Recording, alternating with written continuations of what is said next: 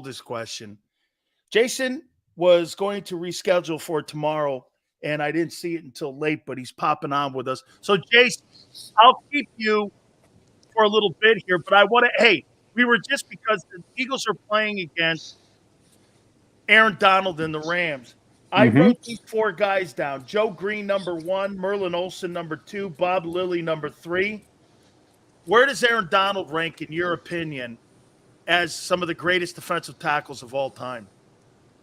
Well, he's in a discussion with those guys. I'm not sure he's quite the same as a run stopper. And I'm not sure he would translate into their era.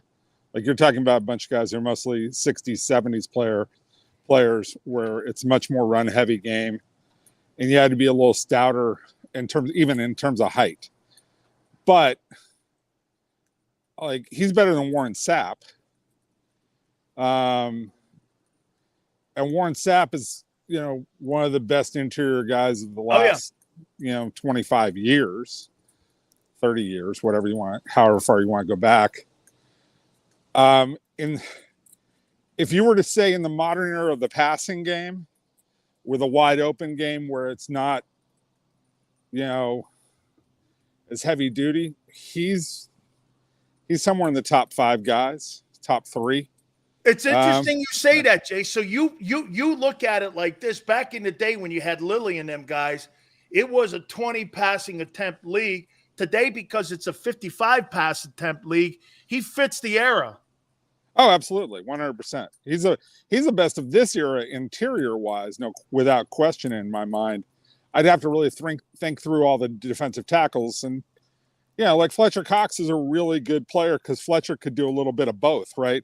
Like, he's sturdy, but could push the pocket. He wasn't a closer the same way that Aaron Donald did, but the closing ability is a big deal. Like, you have to be able to get the quarterback on the ground, and make them feel scared. Like that part. I'm at the 49ers camp today, and one of the things that I'm talking about with them is Brock Purdy doesn't hesitate, right? Like, he just runs plays and he does it really well, partly because he hasn't been in those kinds of situations where people have been able to pressure him a lot, or at least we didn't see it against the Eagles because he got hurt. I would have really loved to have seen how he handled what the Eagles do. And I'm really interested to see what the Cowboys do to him in this game, because if the Cowboys are going to win on Sunday, like, they're going to have to try and fluster him and get him out of his game, because when he's in his game, they score 30 points. And if they score 30 points, good night. That's how that is with him. So the defensive tackle has to be able to, to be really, truly great in today's game. The defensive tackle has to be able to get to the quarterback and either really harass him, or in Aaron Donald's case, get him on the ground. Donald is the best at getting him on the ground. I know you're at work right now, so I'll keep it short. So I'm okay. I just got done in the locker room, so we're okay. Great. Because I got a couple questions about that Sunday night game. Then, okay. Who's more important to the sticks being moved in that offensive huddle for San Francisco, Christian McCaffrey or Brock Purdy? Well, McCaffrey's McCaffrey's the better player, the more elite player. And I'm not trying to undersell a quarterback. Still is a quarterback, right? They have to make decisions, but they build their game plan much more around the talents of McCaffrey, then Debo, Kittle, and Purdy is there to execute what they lay out and distribute the ball to the open guy, which he's great at doing. He's amazing. And again, like, if you put Brock Purdy on a bad team like New England right now, he wouldn't be very good. He'd be okay, but they wouldn't win. Like, he doesn't raise the level of the guys around him like that. But on this team, you put him there, he's perfect at distributing. People have called him a point guard.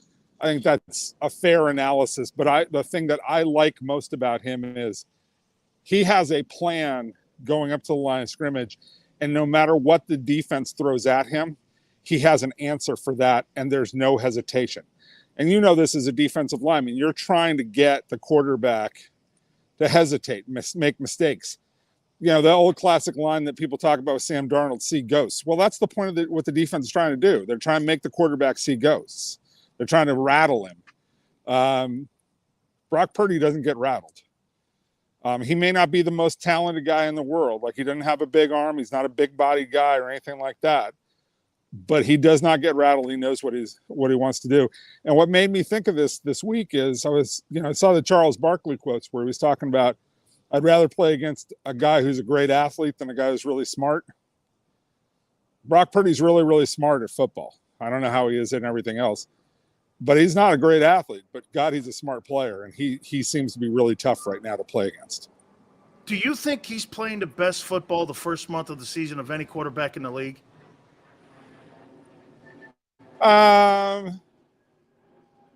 He's the most efficient. He's getting the most out of him. So, like, if you're saying who's getting the most out of their ability, absolutely, it's Brock Purdy. He's been phenomenal. But Tua's been terrific at times. So's Allen.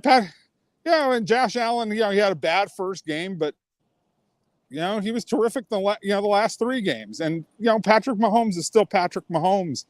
And there are other guys who are they're more gifted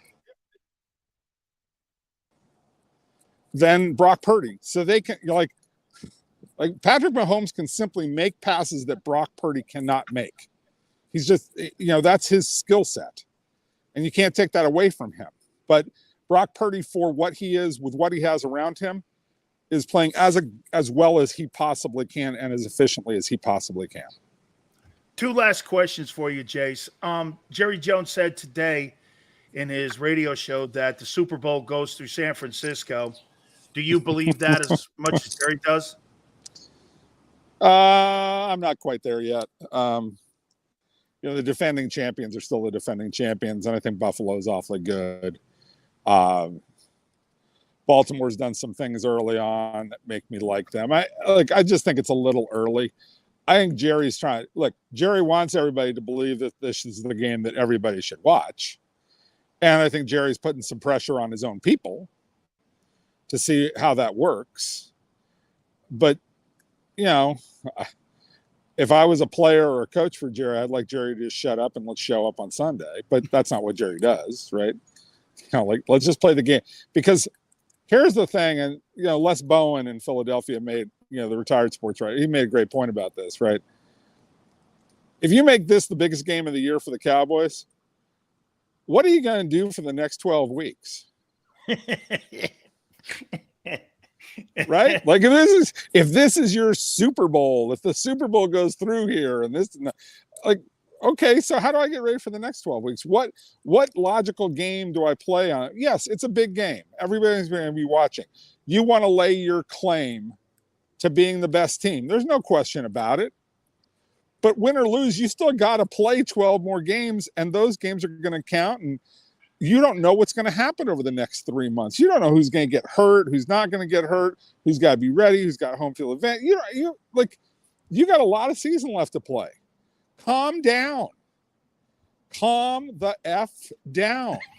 Okay? If you're one of those guys, have the fans hype it up. Let them go enjoy it. That's great. Say, yeah, this is a big rivalry game. We hate those guys. That's all good. But we got a lot of other season left to play. It's just like last week when I said Philly. Look, Philadelphia is not playing the most efficient football that it can. But Philadelphia, when it wants to impose its will on other teams, still can do that and beat them. All right? And dominate most situations. Are they playing really sharp football right now? No. Are they still really dangerous and one of the 1 or 2 or 3 best teams in the NFC with a very good chance to get to the Super Bowl and probably win it? Absolutely. Do you think that's the difference between Dallas and San Francisco Sunday night, is that San Francisco is just a physical team? I think Dallas is a finesse team. And I think when they get in that game with them, I mean, when I look at that team with Dallas, they just seem like a finesse team. San Francisco looks like a physically imposing team. San Francisco is a physically imposing team. Philadelphia is a physically imposing team. I think Dallas creates chaos. I don't think they want to be a physically imposing team, especially on offense with their running game. Where the biggest problem I see is, look, Dak is a league average quarterback. He's a good player, not a great player. And what you see in pressure moments with Dak Prescott, and we saw this in their loss to Arizona, 4th down play around the goal line, you got to score. He throws it in the dirt. Another play, down in the red zone, got to get a touchdown, interception. That's the story of his career. Under the most, hesitation, the yips, the critical moments, he's not quite big enough and good enough for that moment. And that to me is the essential problem that separates the Cowboys from everybody else. I think they have a lot of tools and they're a really good team. They've had some injuries. They had injuries last year. Diggs is out this year. But I could see them in the Super Bowl. But a lot of things have to go right, and they have to cover up and not ask Dak to do a lot. If you ask Dak to do a lot, you're asking for trouble. And finally, when Jason's at the game Sunday, you can pick up his book and read it. That's and right. That's right. And when you're ordering at the Santa Clara Stadium, tea and crumpets, this makes for a fine read because I don't go to stadiums and then with tea and a wine and chaser. white wine spritzers. It's a night game, so they're going to be drinking wine, not tea and crumpets. Tea and Crumpets are for the early starts. That's the early starts with little toothpicks, right? That's what you guys serve out there. I don't eat that. You're right near your school, Stanford. That's right. I am. Well, tea and crumpets we definitely do at Stanford. That's definitely true at Stanford. Well, it's a white wine spritzer crowd. Definitely. Look at it. See, when someone shows up at my seat like this and goes, "Would you like a white wine or a Chardonnay, or would you like?" What's wrong with that? What's wrong with that? I'm at a football game. I want a Brighton and beer. I don't want Cape Bread Merlot. I tend to agree with you, but I got to defend my people. Jace, thank you, man. Have a fun time out west. Later, dude. See ya. You got it. Our good friend Jason Cole, Hall of Fame voter. He's there for the huge game. 49ers and Cowboys. The entire world will be watching Sunday Night Football. And the Eagles will be at SoHi Stadium. And their fans. I can't. Hey, hang on for a minute. Hang on. I got to tell you this. Tone goes, you and Cole are hilarious. How long have you known each other? 30 years. I've known him.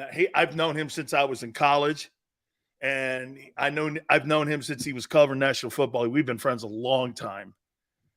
He knows shit about me that I'd have to actually kill him if he ever went public with. So, hey, Tone, he's the guy that I would have to kill. Okay? Because he knows too much BS about big cells. Yeah, he went to Stanford, so I don't know, man. Whatever. Yeah. I don't know. White wine spritzers. So wait a minute here. So let me get this right. Philadelphia fans are going to be at SoHi Stadium. Stanford guy and a Miami guy walks into a bar. That never happened. Big Sills doesn't go into a bar with another dude. Sorry, Tone. Sills doesn't go to bars with dudes. Hey, Tone. You'll never see Sills at a fantasy football draft unless there's chicks there. It's just not working. I'm not sitting around a room with 25 guys asking me who they should take in the third round, wide receiver, and there's no chicks there. I don't do that. That's not my world, man. I don't go to bars with dudes. So Philly fans are going to be out at SoHi Stadium. How many ass kickings do you think there'll be versus those so-called Ram fans? Let's see. Boy, I tell you, man, if I saw a dude with a Philly jersey at SoHi Stadium and I had a Rams gear on, I would you'd probably have plenty of room, so you'd be able to move around. They're going to overtake that. Okay? Hey, man, you watch. You're going to see a bunch of Philly guys kicking the shit out of them dudes. Holy cow, you're going to be like, especially, hey, if I were Rams fans, you better hope they lose. Because see what the Eagle fans did to Arizona? Right? Yeah, no, Big Sills doesn't go to bars with dudes. That's been a rule since I was a kid. Nah. Who we going with? Just me and you. Nah, no. I'm not walking into a bar with a guy. Here's my date. No. I don't want anyone to have any idea. Not that that's a bad thing for some. Sills doesn't walk into bars with dudes.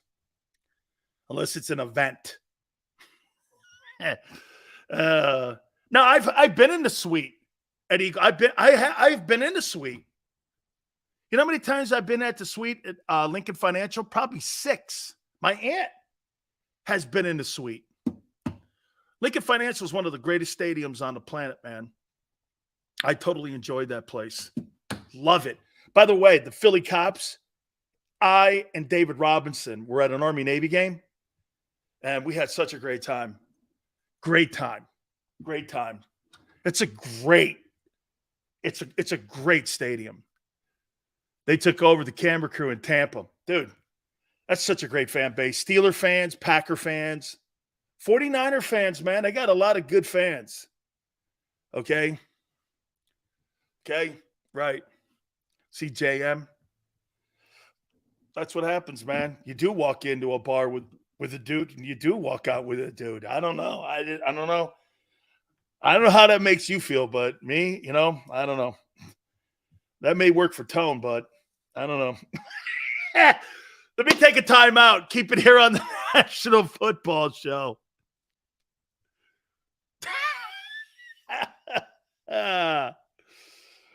Come on, Tone. Go to break.